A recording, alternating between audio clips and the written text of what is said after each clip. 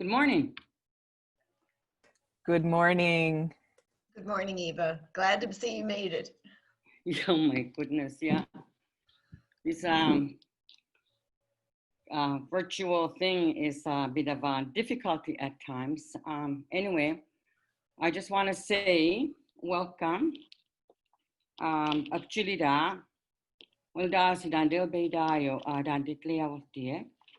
Nige lugawaan gisko na ha limuto sub dawan niga dlewogda na ha 62 desno gunwarap si desno kay daigay dudish kulaman nangis machukat desno kay iganida desno siavida desno wala niyo. What I said was welcome to our territory. And my job today is to introduce speakers, and I'm not sure, do I introduce 3 of them all at once? Yes, please. I'll introduce 3 of them all at once, and I just said that to thank them, they're here for their knowledge, and that we take the knowledge from these 3 people and for John and move on and make some changes. So, I'll start with Claire. Claire Betker. She's a scientific director at the National Collaborative Center for Determinants of Health at StFX University, Antigonish, Nova Scotia. As a registered nurse, Claire Betker began her career in southern Manitoba at a rural single nurse public health office. She has worked in public health, home care, and primary health care in a variety of positions at local, regional, provincial, and national levels. Claire is scientific director for the National Collaborative Center for Determinants of Health, hosted by St. Francis Xavier University. Her PhD work focused on the capacity for public health leadership to advance health equity, a knowledge base that greatly informs her contributions to the center and the public health field across Canada. Claire is a past president of the Canadian Nurses Association and the Community Health Nurses of Canada, and a past chair of the Associate of Registered Nurses of Manitoba. Welcome, Claire, and thank you for being here. Edwaptamunk is the Mi'kmaq word for two-eyed seeing, and refers to learning to see from one eye with the strengths of Indigenous knowledge and ways of knowing, and from the other eye with the strengths of Western knowledge and ways of knowing, and learning to use both these eyes together for the benefit of all. In conversation with Dr. Albert Marshall, policy and its role in transformation change will be explored using the two-eyed seeing approach. Policy is an essential lever to support the mental health and wellness of individuals, families, and communities. Holistic health is made possible by supporting the whole person, including mental, emotional, spiritual, and physical aspects of their health. In this presentation, we will describe how two-eyed seeing is being used as a lens for policy in Canada, as well as other parts of the world. Policy action, influencing, developing, implementing, and evaluating policy is a must for a holistic health and will be discussed within a vision for transformative change. Albert Marshall, Dr. Albert Marshall, Elder, Moose Clan of the Mi'kmaq Nation, Eskasoni First Nation, Unama'ki-Cape, Britain. Dr. Albert Marshall, Elder, is from the Moose Clan of the Mi'kmaq Nation and lives in Eskasoni First Nation in Cape Breton. Albert and his wife, Merdina Marshall, are passionate advocates for the preservation, promotion, and revitalization of Mi'kmaq traditional knowledge, including language, spirituality, stories, practices, and ways of knowing. In 2009, Albert and Medina were awarded honorary doctorates in recognition of their devotion and commitment to this work. Their energy, wisdom, and knowledge helped create the innovative, integrative science academic program at Cape Breton University in the 1990s. Albert is an advocate of cross-cultural understandings and healing, and of our human responsibilities to care for all creatures and our Earth Mother. He is a fluent speaker of Mi'kmaq and a designated voice for the Mi'kmaq elders of Unama'ki with a respect to environmental issues.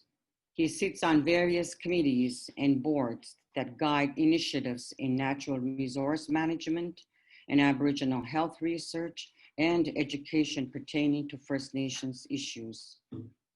Albert is the member of the Advisory Council for the Unama'ki College of Cape Breton University, Collaborative Environmental Planning Initiative for the Brass Dolor Lake, and on the National Collaborative Center for Aboriginal Health, headquartered at the University of Northern British Columbia. Albert will be presenting on the two-eyed seeing approach, a phrase he coined.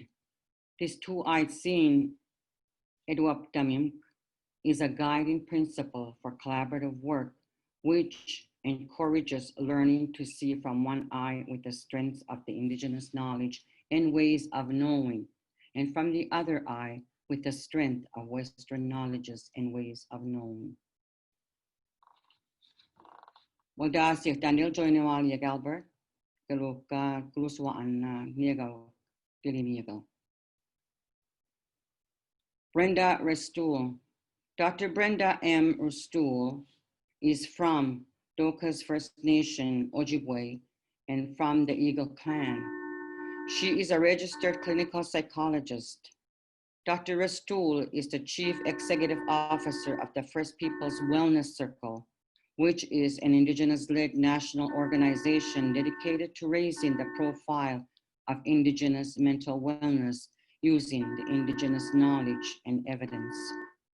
Primary work of the First Peoples Wellness Circle is implementation of the First Nation Mental Wellness Continuum Framework, to which she is a co-chair of the implementation team and developing a network of supports for the mental wellness teams across the country.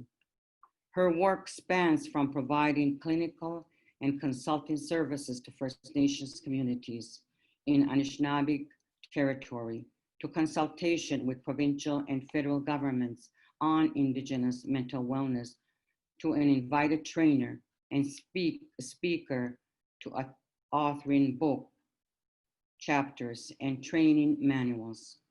Some of Dr. Restoule's past work experience includes the Royal Commission on Aboriginal Peoples and working with federally incarcerated Indigenous women, children's mental health, and urban and First Nation mental wellness programs. She has particular interest in cultural safety, First Nation community development and capacity building, and reducing suicide rates in First Nations communities using First Nations knowledge and practices. And these are our speakers, and we thank you very much. And I know Albert and Brenda well, and you'll enjoy their topic, and I'm sure as well as Claire's. So thank you very much, and back to you, Patsy, I guess. Yes, hello. Thank you very much. And what I didn't do when I called on Eva to do the introduction was let you know that she is a board member of ASI, and we're really privileged to have her participate and share her wisdom every board meeting we have and in between. So thank you very much, Eva. Susan Hartley is another board member, and she will be moderating the session behind the scenes and keeping an eye on the Q&A. And Claire Betker, you've been introduced to, and she will now turn it over to her, Claire, and you can start the session. And just before we start, we have recognized there were some audio issues with the French translation, and we should have them resolved now. Thank you. Good morning, and thank you, Patsy. Thank you, Julie, for that incredibly beautiful story, and thank you, Eva, for the very respectful introduction. My name is Claire Betker, and I'm in Winnipeg, Manitoba, and I want to begin by acknowledging the land from which I'm speaking today. I'm in Treaty 1 territory, the traditional territory of the Anishinaabe, the Cree, the Oji-Cree, the Dakota, and the Dene people, and the homeland of the Métis Nation. And I respectfully acknowledge that we all live and work in traditional lands of the many Indigenous nations of Canada, across Canada. I honor and am grateful for the ancestry, the heritage, and the gifts of the Indigenous people, and in particular, the knowledge and stories. And thank you, Julie, for the beautiful story of Sweetgrass this morning. The National Collaborating Center for Determinants of Health, of which I'm the scientific director, is one of 6 collaborating centers funded by the Public Health Agency of Canada and have been in operation since 2005-2006. Our role is to translate knowledge and evidence. In other words, to get knowledge and evidence into the hands of decision makers across Canada. Decision makers from point of care practitioners, those at the front line, to public health and community organizations, and to multiple levels of government. Knowledge and evidence, including that knowledge that found in stories. And I'm very excited to be with you here today for this opening session, Let's Talk Policy, a call for transformative change. And then I'm actually moderating the next plenary panel on evidence for upstream policies that promote mental health. Our plan for this 45-minute plenary session was to host a conversation with Elder Albert Marshall to explore two-eyed seeing as an approach to policy action for transformative change. And as Eva said in the introduction, two-eyed seeing refers to learning to see from one eye with the strengths of Indigenous knowledges and ways of knowing, and from the other eye with the strengths of Western knowledges and ways of knowing. And most importantly, learning to use both eyes together for the benefit of all. Elder Marshall was unable to be here today, but last Friday I had the opportunity to have a conversation with him, and we're going to play that interview for you, or that conversation, in a few minutes. And as you listen to Elder Marshall, I'd really ask you to consider how two-eyed seeing can be used or applied in your organization and in your practice, or in your role, or in your life. Elder Albert Marshall is very clear that what is needed today is transformative change. And to get that type of change, we must all take action, and we must all act collectively and collaboratively. So as you listen, and I'm going to ask you if you might share some of those reflections in the Q&A box that's available to you. How can you act? How can you take action? What is a small first step? Or perhaps a big first step? What is your vision for transformative change, given the unprecedented times that we're living in? And after we view the conversation, I'm going to ask you to continue to add your reflections as Dr. Brenda Restoule, the CEO of First Peoples Wellness Circle, will summarize the session for us. So Julia, could you please play that video now? Thank you.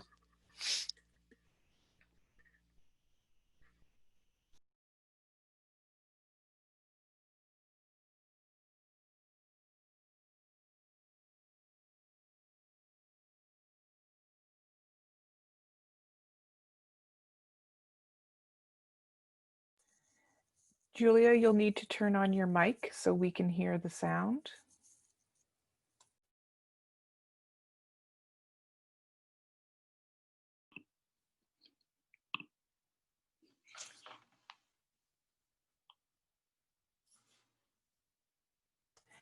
Still no sound. Still no sound? No. Okay. Give me one moment.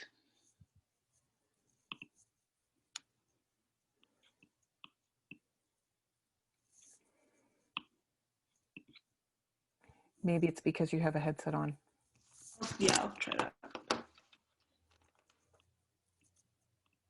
Elder Marshall, I am so honored to bear with you today and having this opportunity to speak with you and to ask you some really critical questions. But I'd like first for you to introduce yourself and to tell us who you are. Yes, I am an old Mi'kmaq. My name is Albert Marshall, and I am from the Moose Clan, and I am from Mi'kma'ki, the territory of the Mi'kmaq. But I do reside in the community called Eskasoni here in the Breton Island.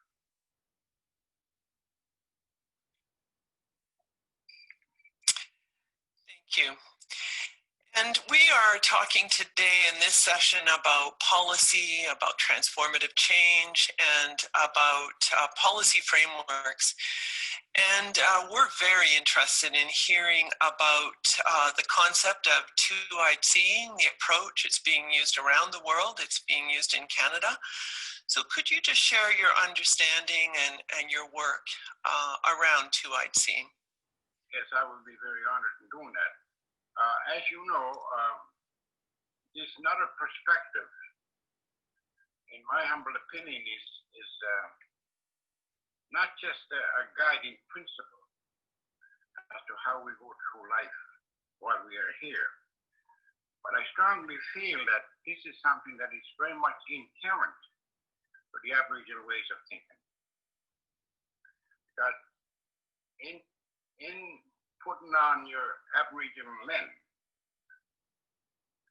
everything that you are looking at, or hearing, or seeing, is pretty much influenced on your culture, your language, and the principles and ideologies that have been passed on to you by through generations.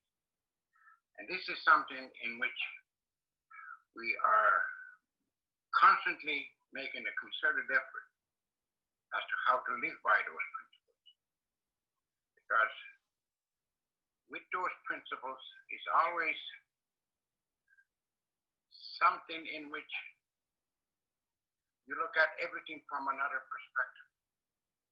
And since we are no longer can be the way we were, hunters and gatherers, we now have to coexist with others that have brought forth another form of knowledge. And the onus is on me, as an Aboriginal, as a Mi'kmaq old man, to first of all look at whatever the issue is that's been presented before me, and I look at it from my Aboriginal lens. And just to go back a little bit with the concept of this two-eye seeing,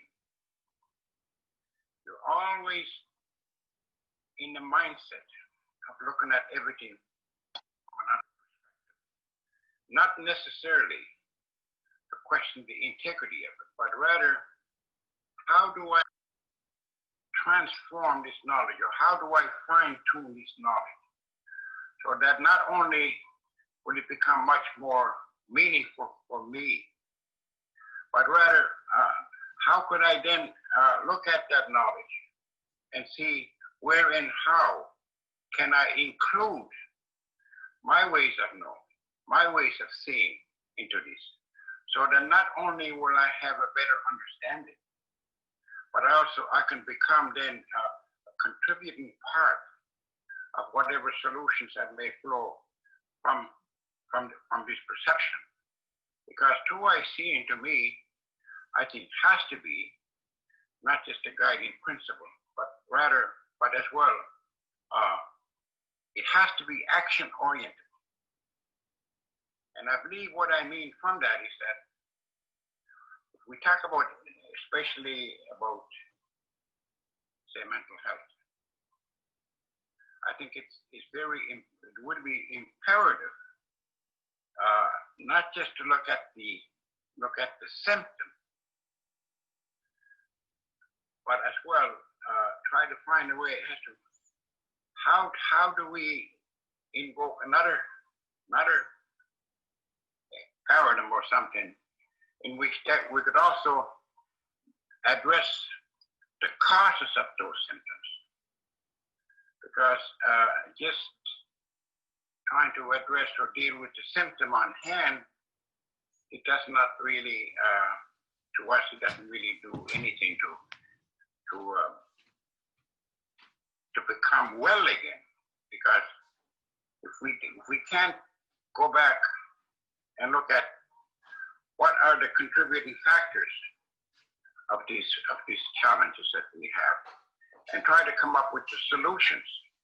So therefore, I believe, in order to address any issue, especially in the areas of health or otherwise, I think it should be incumbent upon us to look not just only look at everything from a symptoms perspective, but rather how do we engage others to help us to explore, to see exactly how and where these factors first emerge, maybe from the past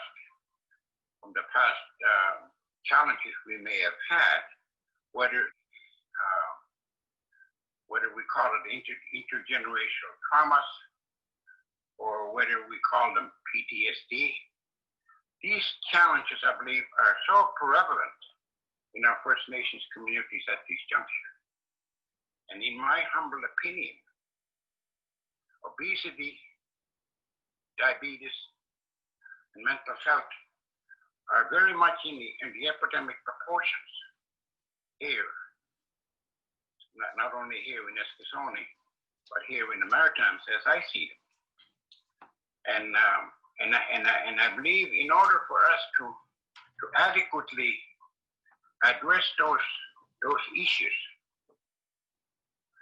we now have to turn another page in which we look backwards and see how did we get here, and what were some of the things that had to be incorporated or integrated for us to be here, and always reflect back on those and see where and how can we extract lessons from some of those past actions to fine-tune them and to bring them to the present moment. So to what I see, and to me, then, I think it has to be, if it's not going to be used as going to be action-oriented, then I don't think it would be fair just to use that concept for the sake of using it. Because I believe this, no matter what state we may be in at this juncture, when some of these ideas or some of these things were first identified, we don't know at this juncture as to how much they have progressed. Because I believe, again, those were only looked at, the symptoms were only looked at, and not the causes of those symptoms. And to me, this is essential. If we're going to invoke this concept with our two eyes, we always have to find a way as to, we can't eliminate it, but I believe we can provide help for the people that are suffering from that, to be able to function as effectively as they can, and maybe sometimes in the future there'll be some cure will come forth for those illnesses. But in the meantime, I believe there is the solutions that we may be envisioning cannot just come from us as Aboriginal people, but rather we have to humble ourselves and embrace what we call the spirit of collaboration, the spirit of co-learning, in which we do exactly that. we constantly make a concerted effort as to how can we integrate the best, whatever science and technology has brought forth, and the best what our ancestors have left for us. Because some of these challenges we are facing today, I don't think they just came. I don't think they just came by recently. They always have been around. And having said that, so our ancestors must have had some way of how to deal with them, how to address them, and how to help people that succumb to these kind of challenges.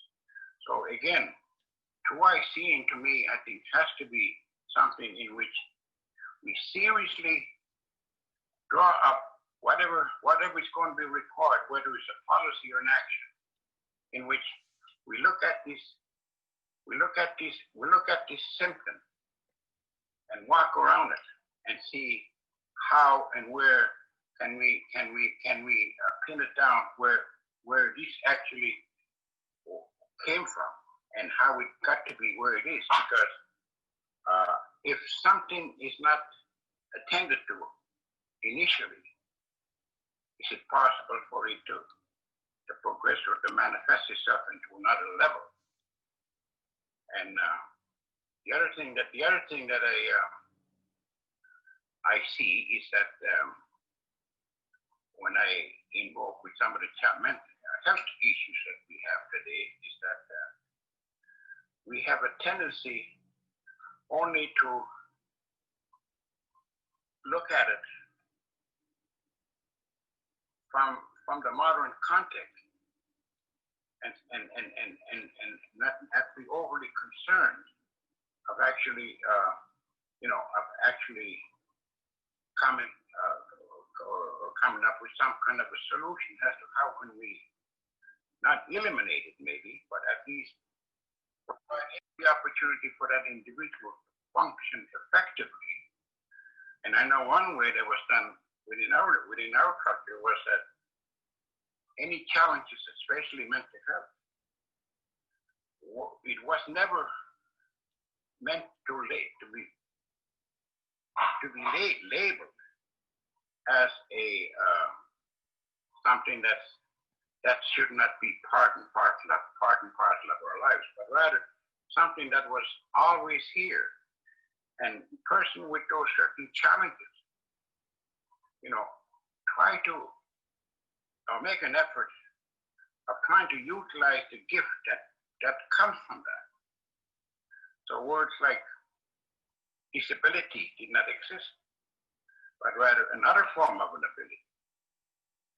And we believe that if these things are left unattended, is it possible for them to progress to another level in which inevitably these people might have to be institutionalized?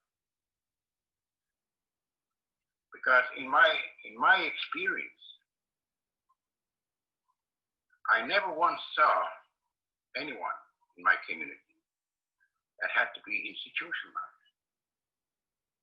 The community always had a way or found a way as to how to guide this individual to be just as much of a contributing member of a community in a nation as everybody else, even though they might have a different and a unique gift than everybody else.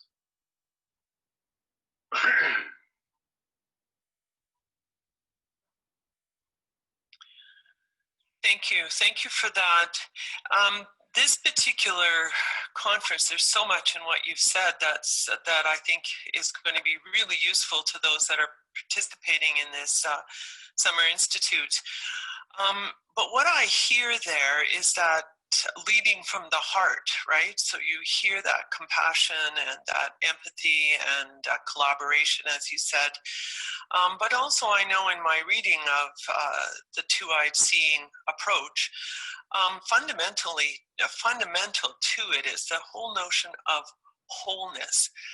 So how can we as a society embrace that concept of wholeness? Elder Marshall. Okay, exactly what do we mean when we use that term wholeness or holistic? We strongly believe that for any individual to be well, your four domains have to be well maintained in a balanced and harmonious way.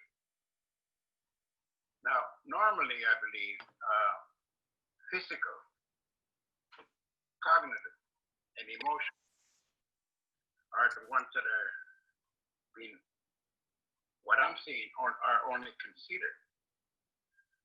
And the part that's really amiss for us is the spiritual domain. Because isn't it obvious that if you are tuned in into that concept, and even when any one of those domains is amiss or missing, how can you feel well? And if you're not well, how can you possibly expect it to excel in any capacity?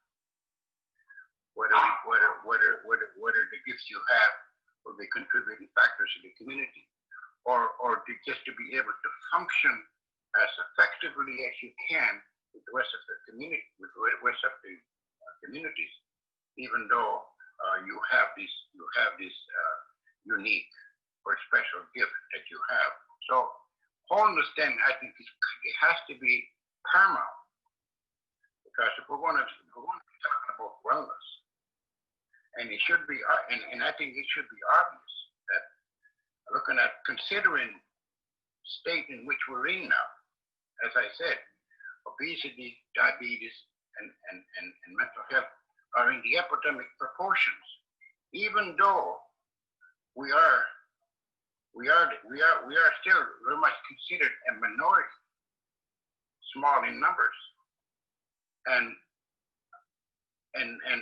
therefore I think by not acknowledging that, it has opened the doors of opportunity for the system to ignore those issues, in which now we can honestly and truthfully say that why is it that there is a high degree of discrepancy between the health delivery services, between the mainstream and the Aboriginal people.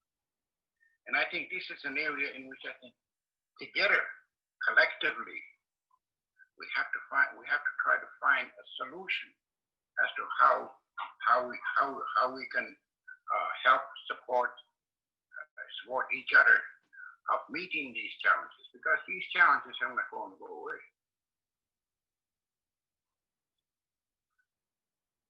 Thank you for that wisdom, and that really does resonate with me. So this conference again is about transformative change and upstream action. You use the word together, collective action. So Elder Marshall, where are we going? Where do you see us going? I believe as a starting point, whether we engage ourselves into a long dialogue, but I believe somewhere along the line, somewhere along the time, we have to somehow come to some understanding between us that there is a need of some kind of a transformative change. And for us, and when I use that word us, I'm not just saying us as Aboriginal, but I mean all of us. And once we can identify and agree that there is some need of a transformative change, then we have to identify it. And once we identify the solutions that have to come forth, because with the understanding that the issues are very, very complex,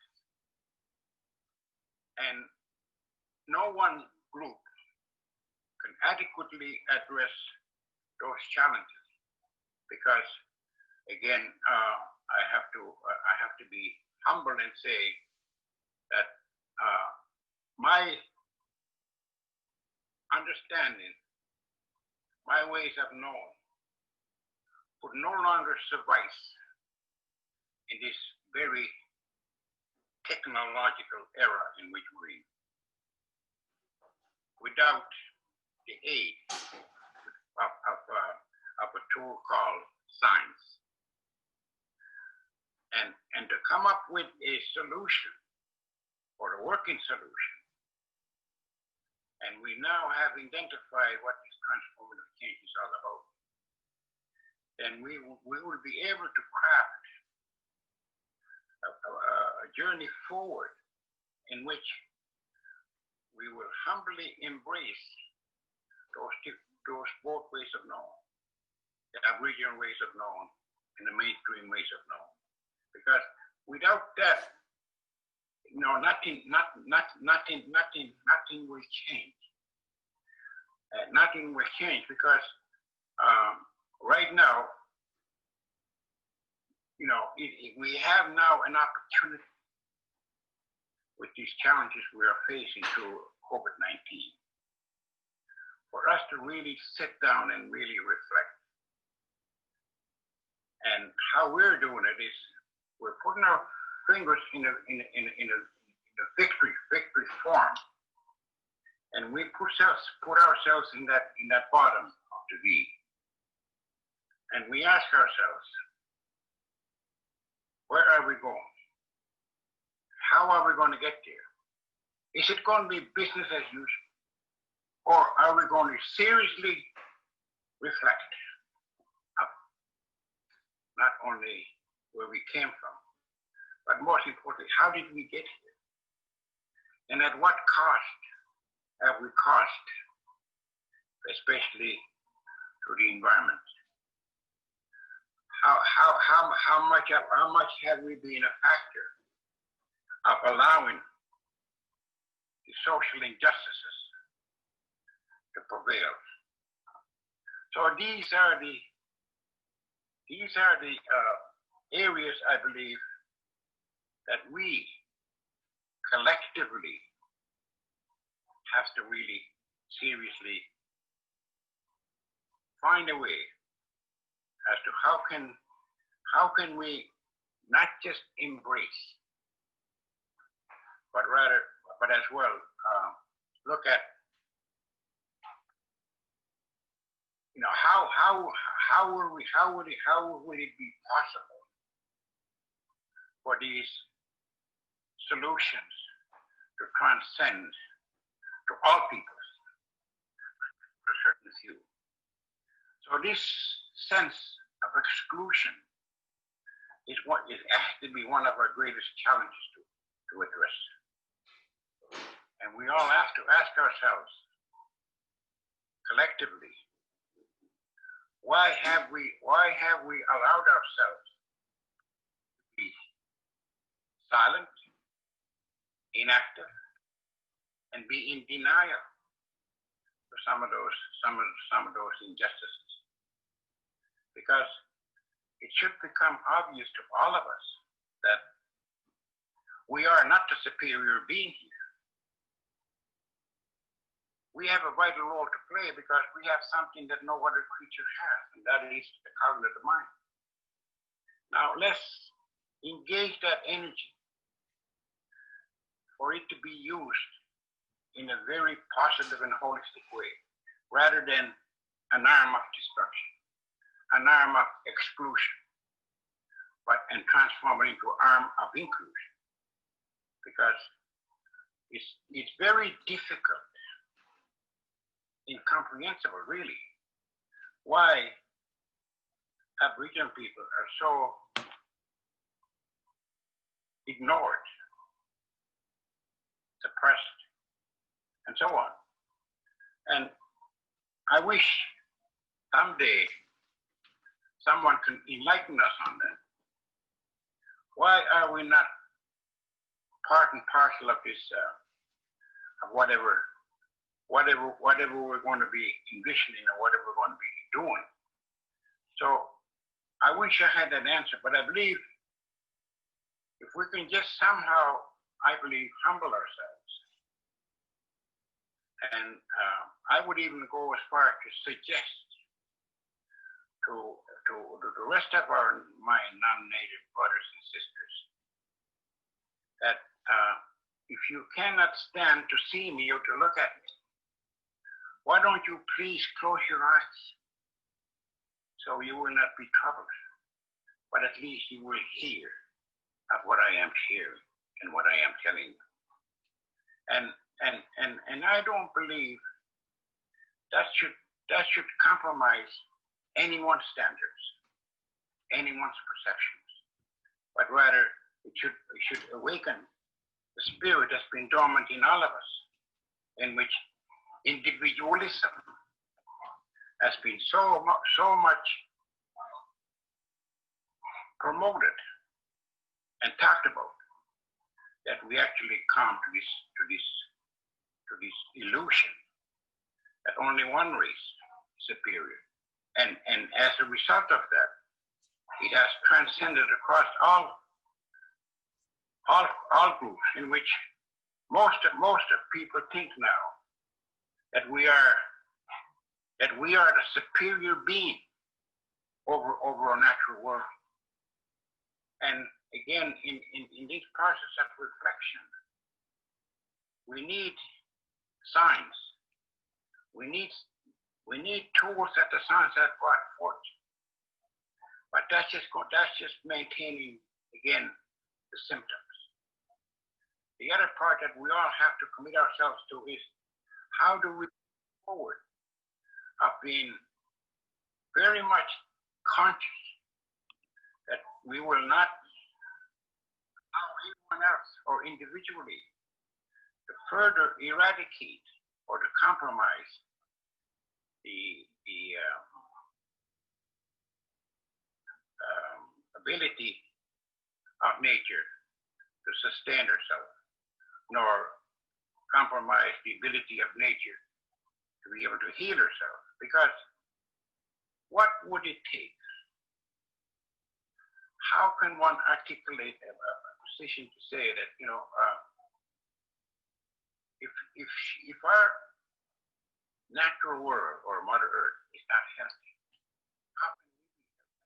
So I realize this is a very complex. This is presented in a very, very complex way. But in order for us, I believe, to find some level of comfort of surviving,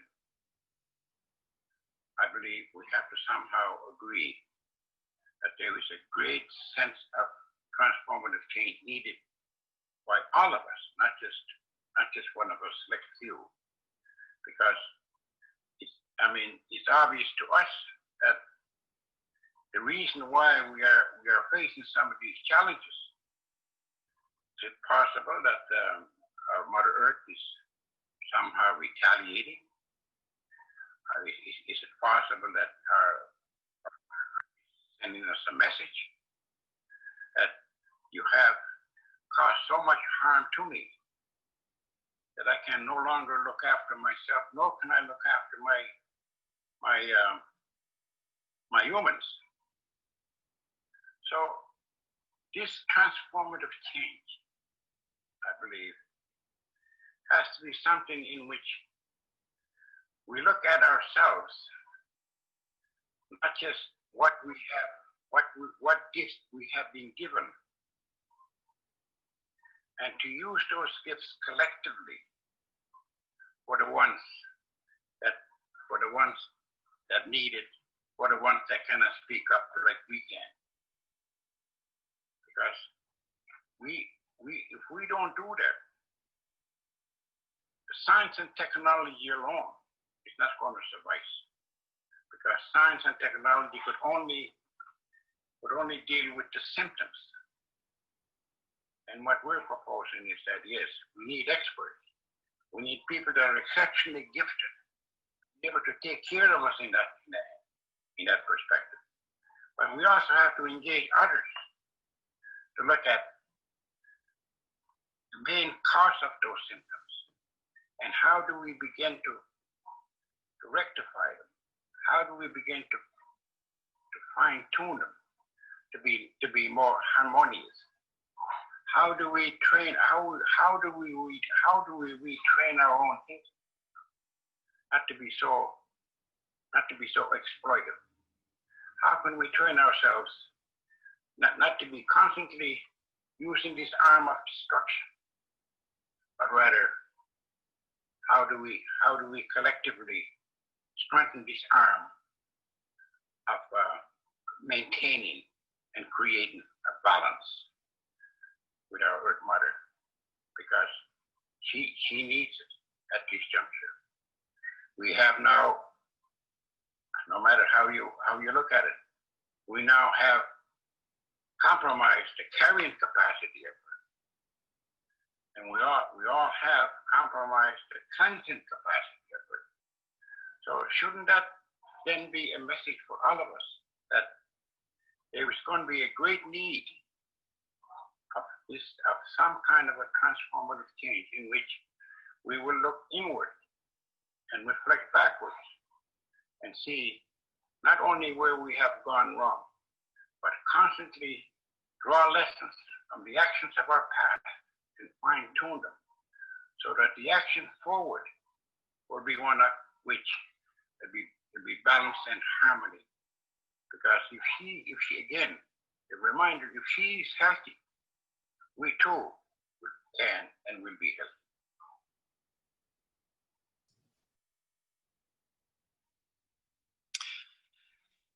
Thank you, Elder Marshall, for incredible gifts of your knowledge and your wisdom. Incroyable de vos connaissances. I agree, are complex, but I also believe they are essential, and they will guide the deliberations and the conversations of this conference in front of us. So thank you so much for your time today. D'être là aujourd'hui.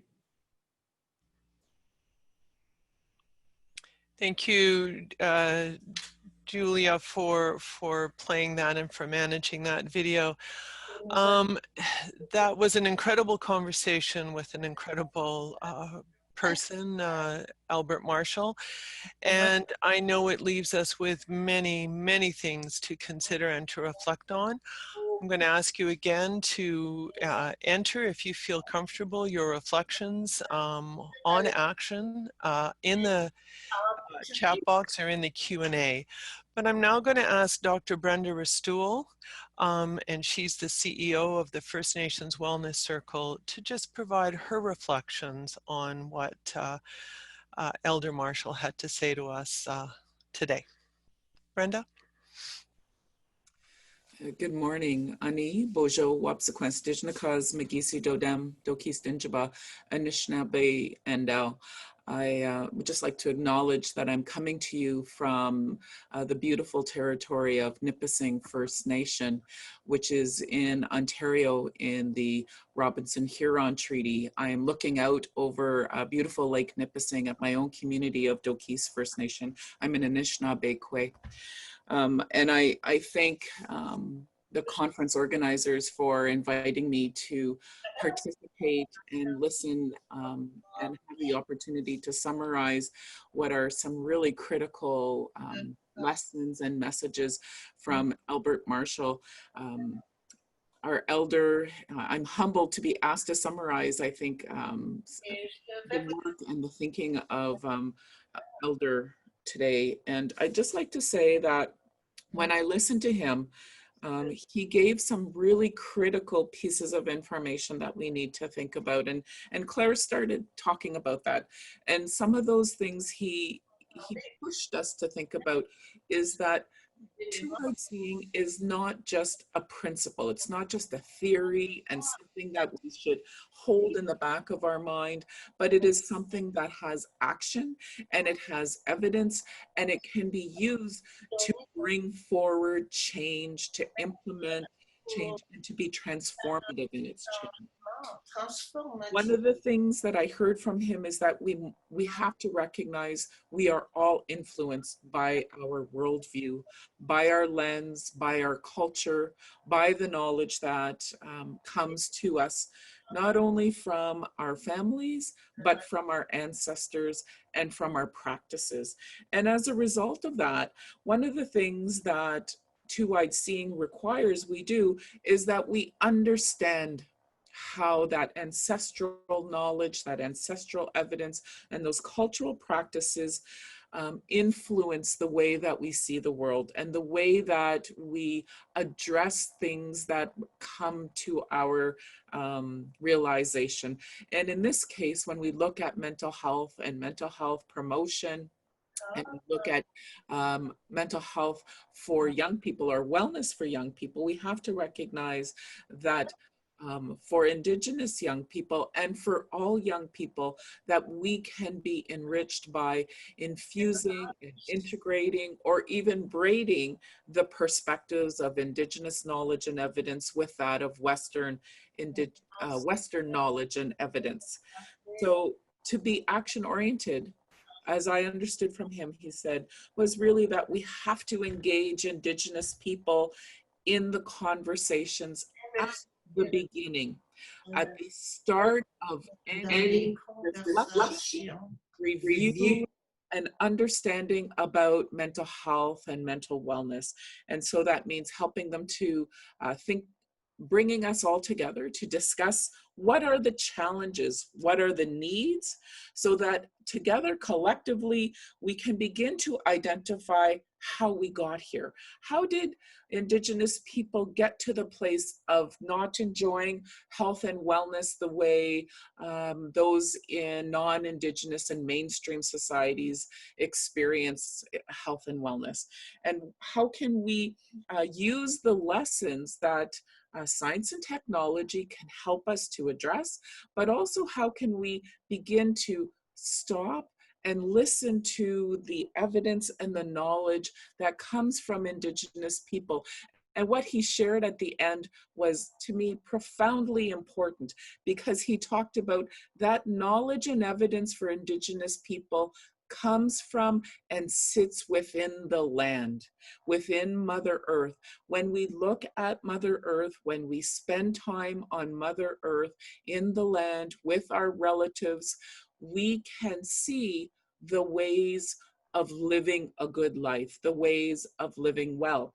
And I will insert into Elder Marshall's lessons that he gave us today is one of those teachings.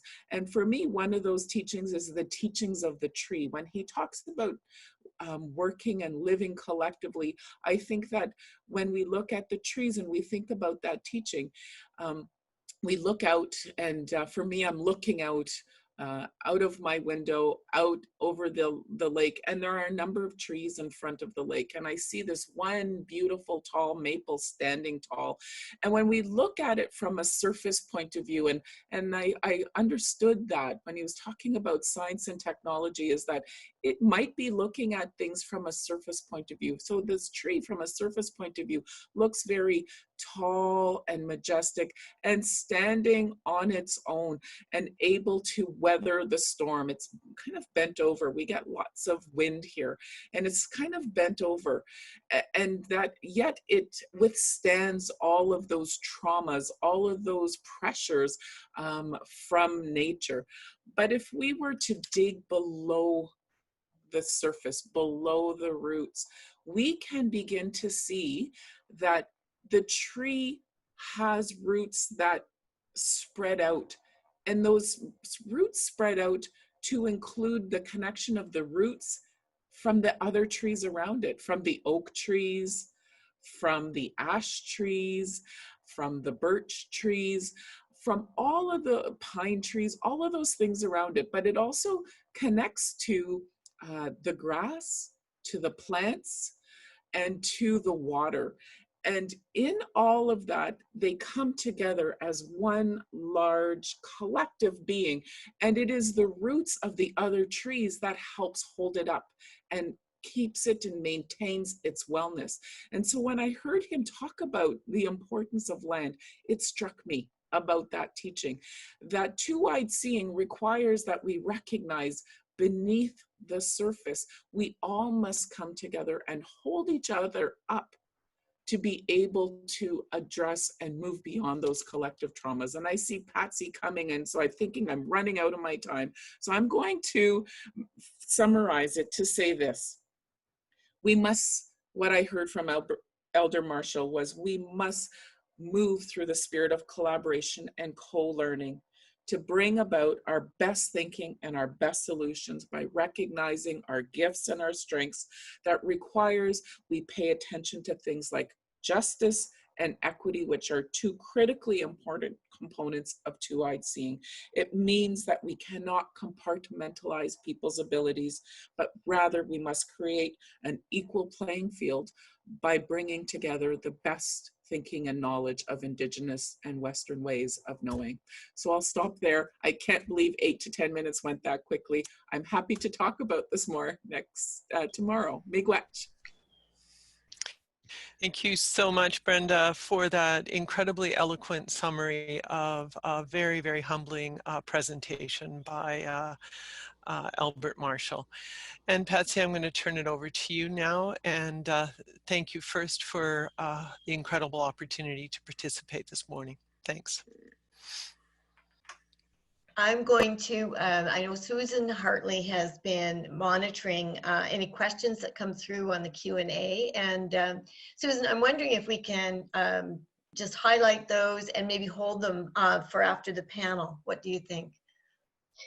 There actually were no questions on the Q&A other than questions regarding management. So, but what there was an expression of profound honor and gratitude to be hearing the wisdom of Albert Marshall and our elders. So I want to pass that along and thank everybody for participating in this and everybody for avidly listening, so much so that the questions are fermenting, and I'm sure that they'll provide them later. So yeah, we're running a bit behind time. So I think, again, thank you, everybody. And Patsy, I'll take it over to you to close the session. Okay, I just want to let everybody know that our gift this year to our speakers is Amazing Atlantic Canadian Kids. It's a brand new book that's out, and you will clearly, you're not here, I can't present it to you, so they will be sent in the mail. So just to let you know, and thank you very much, and thank you to Susan for monitoring questions, and she'll continue to do that through the panel. Thank you, Brenda, very much. I know it's early hours from the morning for you. Appreciate it. And Claire, I'm going to turn it over to you in the panel. I know we're running a bit behind, but I'm sure that we want to hear the evidence that our panelists have to share, and you'll do a great job in moving that forward. So I'll turn it over to you. Thank you.